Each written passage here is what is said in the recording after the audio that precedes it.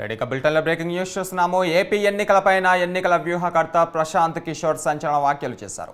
హైదరాబాద్లో ఒక కార్యక్రమానికి హాజరైన ప్రశాంత్ కిషోర్ ఏపీ ప్రజలు మార్పు కోరుకుంటున్నారని వెల్లడించారు. జగన్ ఏం చేసినా గెలవడం కష్టమని వ్యాఖ్యలు చేశారు.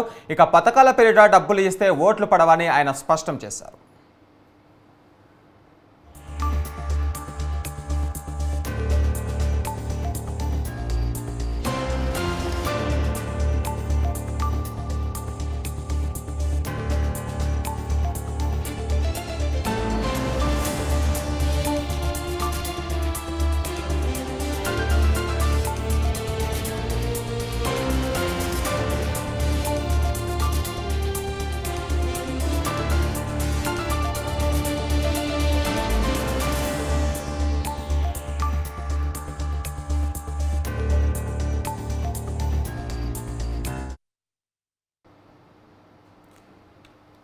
ఏపీ ఎన్నికలపైన ప్రశాంత్ కిషోర్ సంచలన వ్యాఖ్యలు చేశారు. హైదరాబాద్లో ఒక కార్యక్రమానికి హాజరైన ప్రశాంత్ కిషోర్ ఏపీ ప్రజలు మార్పు కోరుకుంటున్నారని వెల్లడించారు.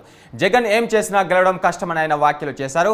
ఇక పథకాల పేరిట డబ్బులు పంచేస్తే ఓట్లు పడవని ఆయన స్పష్టం చేశారు. ఇదే అంశంపై మా ఏపీ చీఫ్ కాశీరావు అందిస్తారు. కాశీరావు, చెప్పండి. 2024 ఆంధ్రప్రదేశ్లో జరిగే ఎన్నికలకు సంబంధించినటువంటి ఫలితాల్లో రాజకీయ వ్యూహకర్త ప్రశాంత్ కిషోర్ సంచలన వ్యాఖ్యలు చేశారు. ఈ వ్యాఖ్యలు ఆంధ్రప్రదేశ్లో ప్రకంపనలు సృష్టించిందని చెప్పుకోవాలి. అయితే జగన్మోహన్ రెడ్డి వచ్చే ఎన్నికల్లో అంటే అసెంబ్లీ లోక్సభ ఎన్నికల్లో జగన్మోహన్ రెడ్డి భారీ పరాజయాన్ని ఎదుర్కొంటున్నాడని చెప్పి ఆయన జోస్యం చెప్పడం జరిగింది. అయితే ఆయన రాజకీయ భవిష్యత్తు కూడా క్షీణదశలో ఉందని, తెలంగాణలో కేసీఆర్ కి ఎటువంటి పరిస్థితి అయితే ఎదురయ్యిందో అలాగే జగన్మోహన్ రెడ్డికి అదే పరిస్థితి ఎదురవుతుందని చెప్పి తెలుగుదేశం పార్టీ కూటమికి విజయం ఖచ్చితంగా దక్కుతుందని చెప్పి ఆయన జోస్యం చెప్పడం జరిగింది. ఆదివారం హైదరాబాద్లోని ఒక కార్యక్రమంలో ఆయన మాట్లాడారు. ఓట్లు వేసేటప్పుడు ప్రజలు అభివృద్ధికే ప్రాధాన్యత ఇస్తారని, అలాగే ఉచిత పథకాలకు కాదని కూడా ఆయన స్పష్టం చేయడం జరిగింది. యువత ముఖ్యంగా విద్యావంతులు ఉద్యోగాలు కోరుకుంటున్నారు, ఇతర ప్రయోజనాలు కాదు, అభివృద్ధినే యువకులు కోరుకుంటున్నారని కూడా ఆయన చెప్పడం జరిగింది.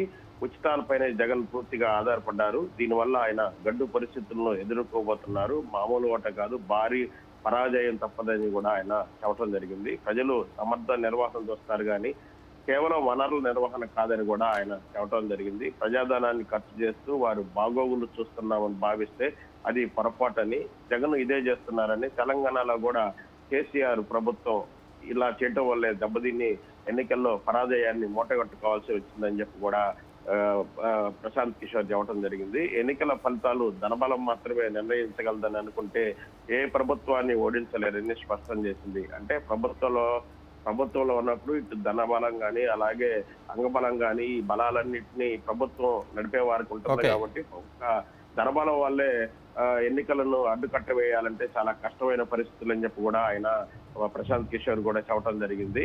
అంటే భవంతులో కూర్చొని బటన్ నొక్కి నేరుగా డబ్బును జమ చేసినంత మాత్రాన అవి ఓట్లు రూపంలోకి కన్వర్ట్ కావని కూడా చెప్పడం జరిగింది. అయితే ధనమే కీలకం, అయితే ఏ ప్రభుత్వం కూడా ఓడిపోదని కూడా ఆయన పునరుద్ధరించడం కూడా జరిగింది. Okay Kasirao, thank you.